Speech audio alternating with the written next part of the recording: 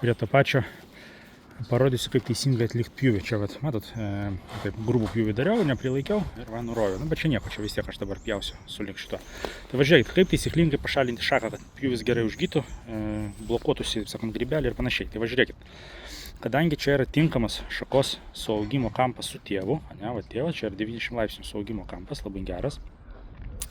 Tai susiformavo štai toks žiedas, ne, toks iškilimas.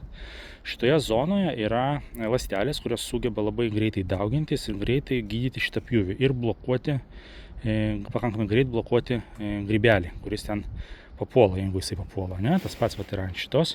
Žiūrėkit, yra net tokia raukšlytė, tai va, tai šalinsim kažkur va čia, palei šitą vietą. Tai va, taip ir čia šalinsim, mes pačio žiedo šito neužgaunam šitą iškilimą, bet va palei šitą va kraštelį, va, taip va, jį nupjauname.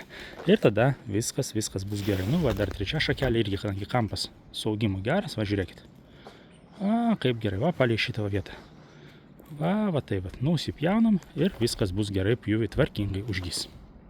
Na, štai, nupjoviau, štai matot, palei patį iškilimo kraštą, va, iškilimas sveikas, pjūvis atliktas gerai, tvarkingai. Čia atsiprašau, taip negerai matosi, bet turiu dar laikytis, kad nenukris nuo šitos kriaušės.